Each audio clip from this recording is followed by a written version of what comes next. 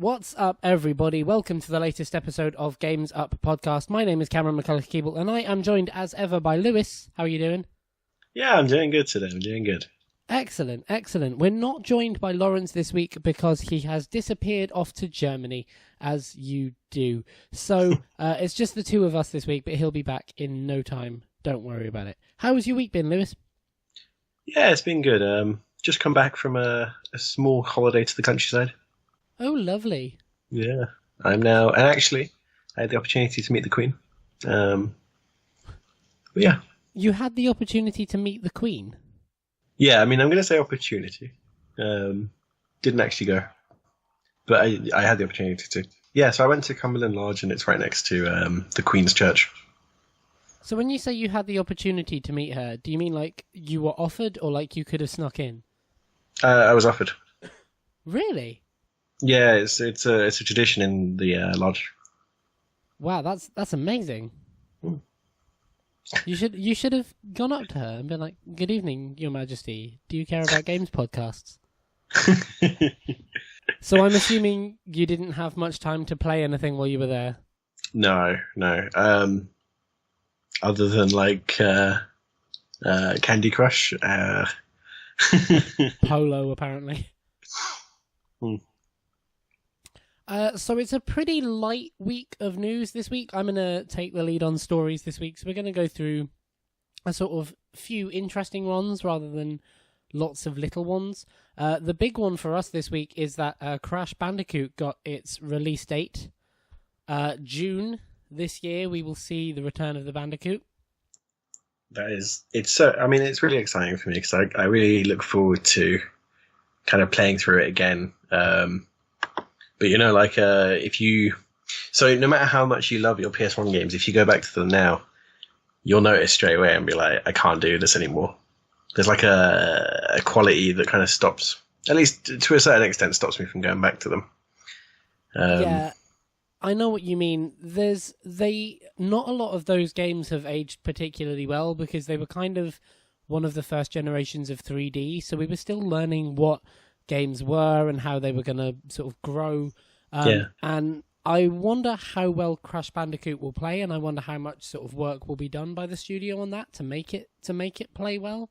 It'll be kind of interesting comparing the new to the old. Yeah, see, I'm not sure. I mean, like, from all the footage they put out, obviously it's I think it's a remaster, isn't it? It's not like it's very much just upscaled. No. It's built from the ground up.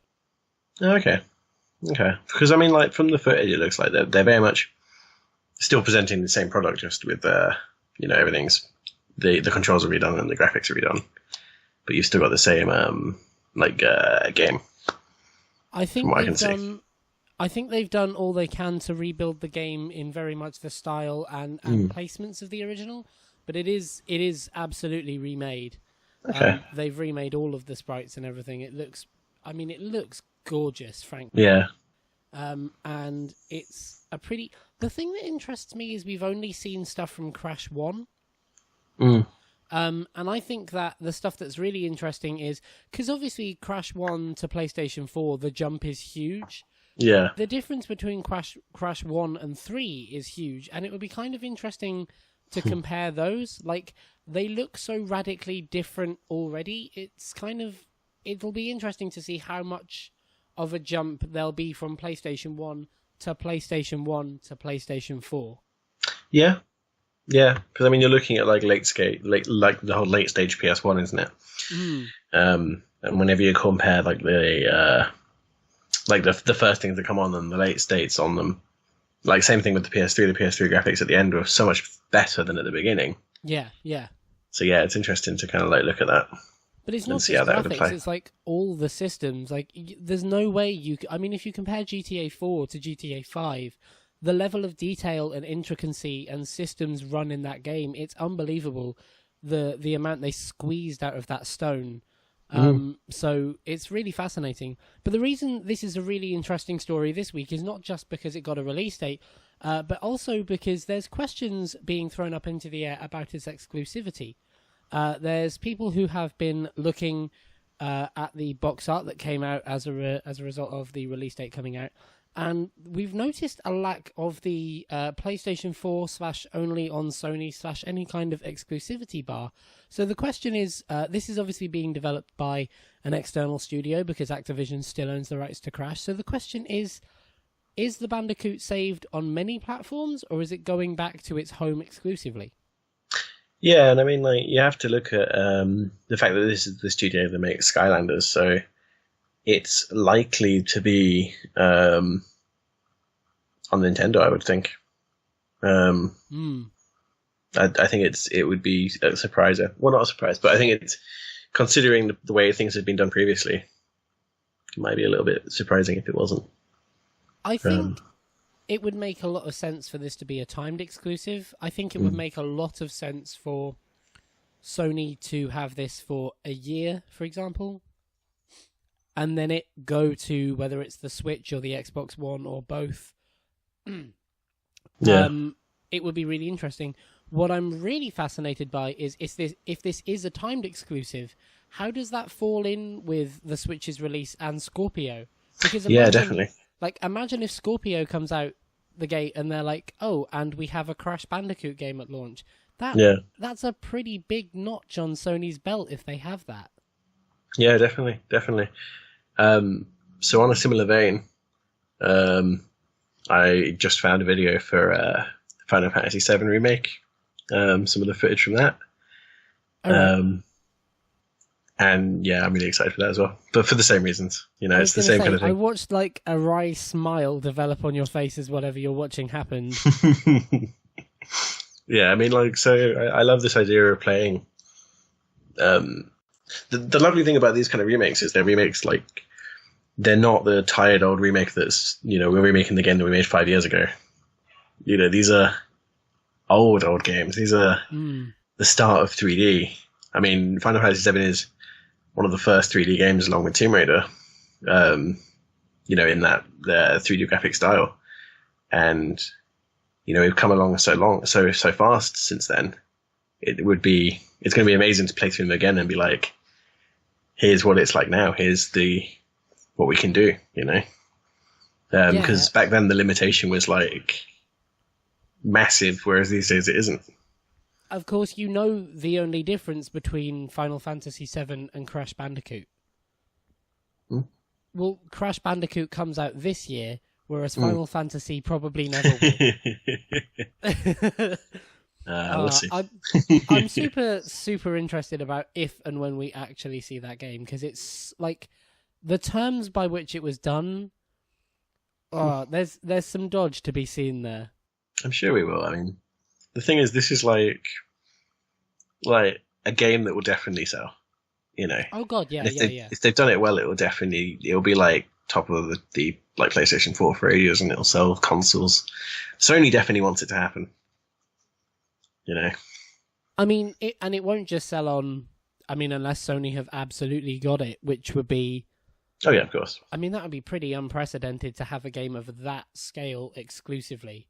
I mean, personally, I could see it being on the Switch.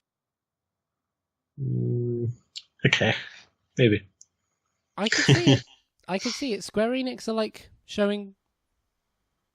Yeah.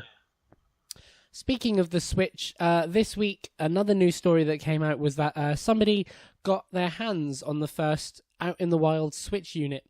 And they put up some videos of what the UI looks like, what the menus look like, what the hardware looks like, what an unboxing looks like. Now, this is fairly standard stuff. When a console goes out into the wild, somebody gets their first hands on it, and there's always a rush to have the first video on YouTube, the first impressions of it, the first review, so on and so forth. What's interesting about this, though, is a couple of days after the box came out, Nintendo took to the waves to actually explain how the box got out there, and it didn't get out there under the best of terms. It turns out that somebody stole a Nintendo Switch from one of the retailers that are beginning to get their stock in and have sold it illegally to this person. So the first Switch is in the wild, and you can see what the menus look like and the UI, and it looks lovely, and the menu music's nice and it's clean. But that person got their hands on it in a very, very illegal fashion. And this is the first time that anything like this has actually happened. We've had retailers leak street dates and break street dates before, but nothing quite this criminal. It's interesting though, but I mean, it's tough because it's like the efficacy now of like watching the videos and like looking into it, you know. He says as he watches it.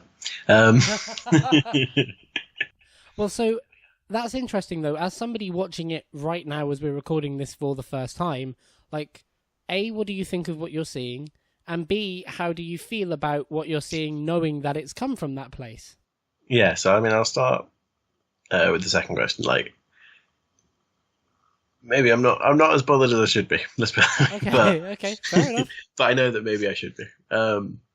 In terms of how it looks, it seems to be a lot smaller than I thought it was going to be. To be honest with you, I seem to remember. I feel like in the Nintendo Switch like reveal, it looked bigger. In like their little, when it was showing like the setups and how it worked. Like for the very first time, it looks a lot smaller here.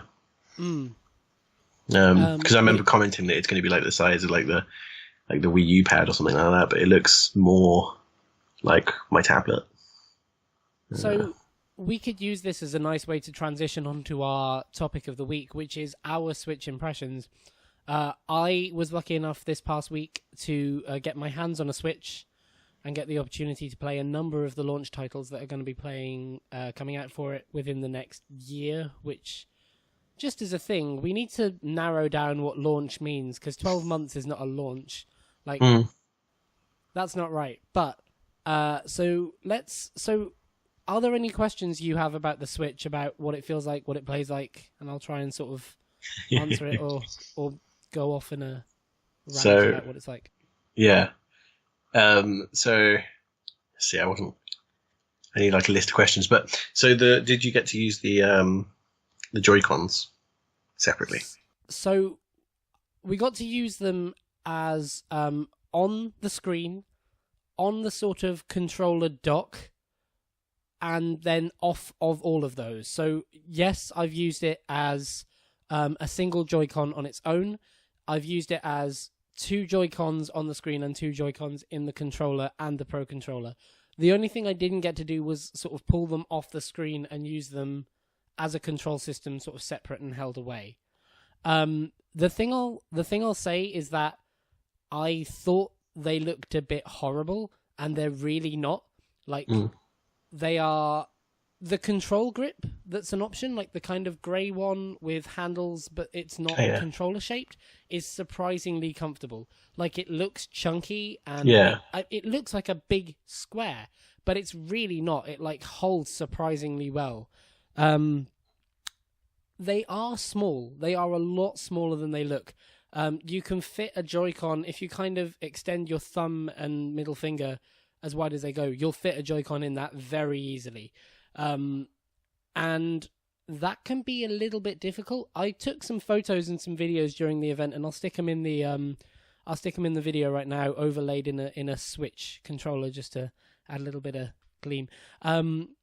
But they are small, absolutely, and I can kind of see them being a bit small. They're not as small as like a Vita. I was really worried about that because the buttons on the Vita are horrible. They're sort of so small, and it's like thumb mashing to get anywhere. They're just big enough that they feel comfortable to control, but they're not like DualShock or Xbox One controller comfortable yet. Yeah. On their own, I was surprised at how well it played. Now, it must be said that we played a game that was designed to be played 2-player with 2 Switch controllers, so 2 Joy-Cons. So that might not be a very fair example of what it's like. Mario Kart, I imagine, would be horrible with a single Joy-Con. But Snipper Clips, which we played, was fine. It was very fun to play, and it was very comfortable. The other thing that I have to say is, like, we played docking it onto and taking the Pro Controller off, and I'll put a video in at this point now of what that's like. The video is horribly out of focus. I'm sorry, that's the Nintendo employee's fault. But yeah. But I was surprised at how really, like, quite snappy and fluid it was. The first time it was a bit of a jolt, but after that it picked up on and off really easily. And I didn't realize how smart the Switch was until I picked up the controller and the screen and thought, oh, I can leave with this. Is it like, how's the transition? Is it like... So as I said, the first time it's a bit of a wait, and then the second, third, fourth, there's absolutely, it's up and gone. The screen was ready before I had it out of the dock. Yeah. Like, it was great. And like, it didn't occur to me how clever an idea the Switch was until I made some progress in the game. So I got to the first little person that you speak to and picked up two weapons.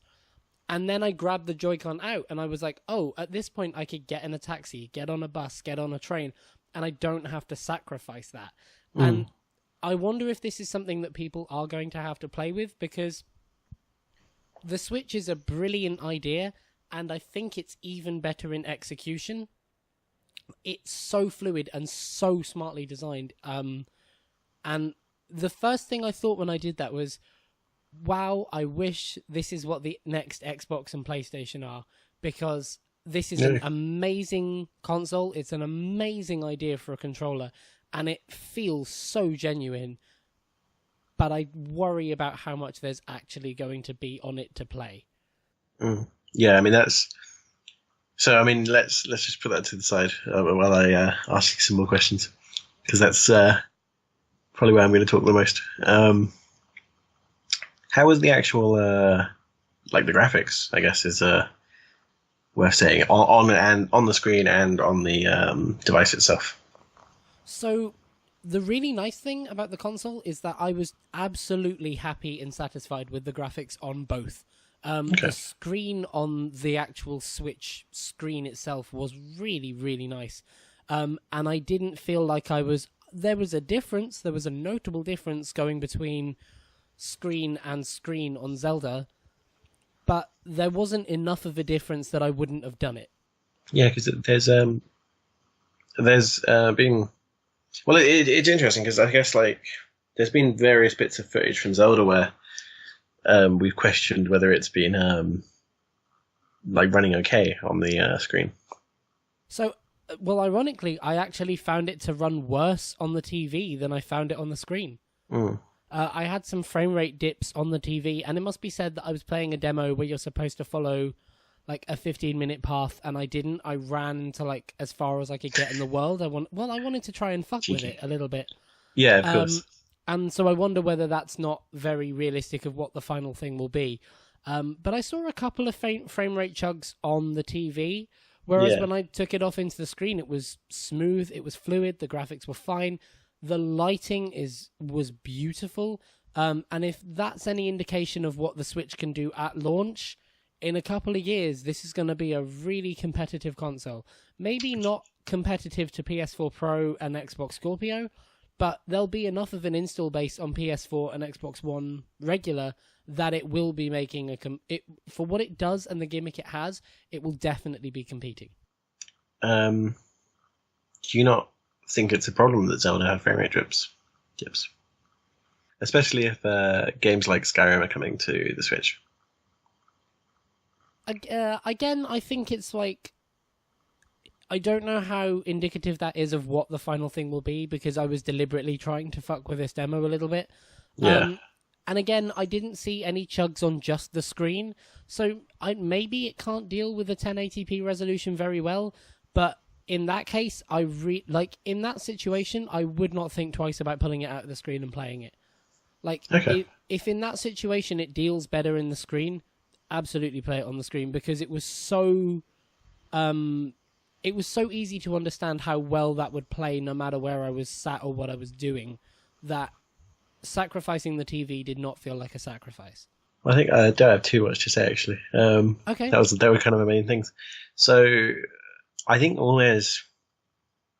The problem I've always had with Nintendo, really, is that they, after sort of the GameCube, they stopped getting games from people that, like from other people. Like the Wii has a fair number of games, but in the very last few years of the Wii, the only games that were actually released on the Wii were these exclusives, these made by Nintendo specifically, for the most part. and that's worrying. And obviously, it continued for the Wii U. And I'm wondering about the Switch, and especially when you look at the exclusives at the moment, it seems to be Nintendo games plus indie games. Yeah, I would 100% agree. I came away with two main criticisms of the Switch from the time I played with it, and I'll put some photos on screen now to elucidate those issues. So the first issue I had is that the console is surprisingly thin. The Wii U was uncomfortable because it's a giant slab of screen with controls on the side, and the Switch is not much better. Now, it's a smaller form factor, so you're not like grappling and wrestling with it, but there is an inherent problem in that to fit your hands on it, you have a thumbstick and then a flat hand, like on the back. There's nothing to grip onto. It's just a slippery flat back of a screen. And I've put a couple of images up now where you can kind of see how you've got to sort of spread your hand to get enough feel on it. If those Joy-Cons had just two ridges, that would be fine. That would fix it entirely, but they don't. And I wonder, like, if you can buy a third-party grip accessory for a tenner, I don't care. But if it's like the Pro Controller where it's £80, then it becomes a problem. And it wasn't too uncomfortable for the amount of time I played it with, but I never played it for more than 20 minutes at a time. So I imagine it could get quite uncomfortable over a long time. And I wonder if this is maybe why the Joy-Cons are able to come off and function independently, because realistically that's a terrible control scheme. That's like cutting an Xbox or a DualShock controller in half. It doesn't make a great deal of sense, but it might be as a way to protect the back of your hands from genuinely getting hurt or straining, because it was a little bit difficult. Yeah.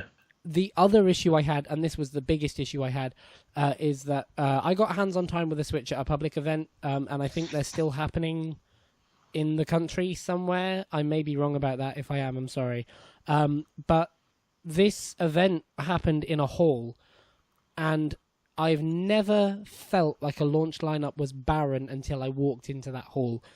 You could walk from one side of that room to the other in maybe 15 seconds, and that was every game. And it's weird because we've done EGXs, we've done EGX Res, we've done massive conventions where to cover everything that Xbox or PlayStation has for a few months, you have to walk for a good 15 minutes. Yeah. And the Switch has some of the most interesting, unique stuff. 1-2 Switch, for all that it's a joke, is a seriously interesting concept. And I will tell you, the HD Rumble thing, they did a terrible job of explaining what that is when they released it. Because, my God, I've never felt anything like it in a games console. So this is so dumb and so Nintendo, but they had a mini game where you had to like move the controller to see how many balls were in the box, and it sounds ridiculous, but you could feel how many balls there were in this box. And until you understand how bad Rumble is, like until you understand what the Switch can do with Rumble, you don't really know that there's a better it can be. But the worry I have for it is that it's going to be in 1-2 Switch and nothing else. Yeah, I mean, like, so there's quite a few features on previous consoles that you can look at that way. I mean, there's a Kinect, the touchpad on a PS4. Yep. The back touch on the Vita. Yeah, there's a lot of features that aren't used. And this is something I really worry about with the Switch, is the lineup is sparse, and we'll get to that in a second, but there's a lot of really smart ideas that have gone into the Switch, and I worry that because the main gimmick of the Switch is something that people have been asking for a long time, which is handheld to living room to handheld, I worry that these actually really smart ideas are going to get lost. Like, I worry that the Switch's HD Rumble thing, it doesn't really make a difference to anything else. But if you were playing a game where you could feel how many bullets you reloaded into a gun, that would be fascinating. And I worry it's going to get lost among Nintendo trying to make this relevant to a games industry that's rapidly moving away from them. Yeah, but I mean, so the other thing you've got to appreciate with the HD Rumble, and the reason why, and probably the primary reason why companies wouldn't actually use it, is that, or at least wouldn't use it on something that's the problem is the Switch is a gamble, more of a gamble than, say, releasing on PS4 and Xbox One. There's no doubt about that. So the thing with the HD Rumble is that it's probably one of the more complicated things. And I just came back from a maths conference, and I'm a mathematician by trade. And the maths involved in doing that kind of thing, like the HD Rumble, doing the whole counting the balls inside, is probably giant. It's probably very, very complicated and very, very confusing. You probably have to employ someone specifically for that reason. At the very least, and unless Nintendo found a way to make their developer version of this so simple that, they can use it, it probably is going to have to be a specific person doing the maths behind it. Which is obviously troubling. So, I mean, that depends whether it's something that they could get over. Yeah, that's exactly the reason that I'm worried that it's going to get lost among the main actually desirable gimmick among what the Switch is. The other big thing I came away from it thinking was about the launch lineup. I took a terrible shaky phone video of a walkthrough of the entire room, and you can watch it now here in like 20 seconds. It's a few people queuing for a few small games, and they're really good and really smart and incredibly well designed and really fun to play, and they need a little bit more. They just need one or two more things on launch day so that somebody can go, I don't like Zelda, but here's a thing. They just, either that, or they just needed to hold the Switch off until there was Zelda and Mario Kart on the same day. Yeah, well, that's like exactly what happened with like the Wii and the Wii U, is that they had these games, and then it was, this Zelda's been years in the making at this point, because it was meant to release on Wii U and never did, or at least never did in like a reasonable amount of time. Exclusive form. Yeah. So yeah, like it's worrying. But I think there is hope. I mean, I think it could do well, but you do have to look at the launch titles as well and just go, in terms of games that you'd buy the console for, sure, there's Zelda. But then after that, next year or next, it depends. I mean, I'll say this. I think for Zelda, Mario Kart, Splatoon 2, and Mario Odyssey at the end of the year, that's a pretty fantastic 4 games to have on a console, and a console that's this good. Yeah. I hope there is something at E3. I hope there's enough at E3 or enough in the next 6 months to make us think this thing has a lifespan beyond there. If I had to give my final thoughts on it, I would say I am more than ever buying a Switch. I'm more than ever into this console. I'm also more than ever not buying it in March. I'm also more than ever willing to wait for it, and that's what. Yeah, well, that's the thing, isn't it? I mean, these things always get better or worse. I mean, or you either find out that you've missed or not missed. It doesn't get worse, but I mean, like it's like, if you weren't going to buy it for Zelda alone, then you'd be waiting. So. And maybe at a better price you could pick it up. They either get better or stay very much the same. Yeah. Yeah, absolutely. And the same for Switch is fantastic. It's really, really cool. But I worry about its longevity. But yeah, definitely. Nonetheless, those are our thoughts on the Switch. And who knows, maybe when we get one together we'll give a final sort of release version of what our thoughts on it were. But until then, those were our thoughts on the Switch. Lewis, thank you very much, as ever, for joining me.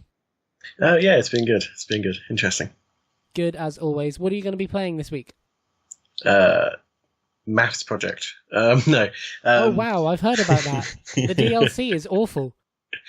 I'm probably going to try and finish off Deus Ex before my exams. Deus exams, you might say. Yes. Haha. Yes. amazing joke. Thank you. So Deus Ex before the exams. Yeah, that's the plan. Or at least, like, I guess technically I should probably be stopped by now, but yeah. I was gonna try and complete The Witness last week, and then I remembered that Overwatch exists, and Overwatch kind of treats me like a bad lover because I fall out with it, and then I just want it more. So I'll be playing a bunch of Overwatch and pretending I don't have real responsibilities. Who needs responsibilities? It's fine. Amen. And on that thought, we will see you next week for the news and some topics and all that jazz. Thank you very much, and until then, the game's up.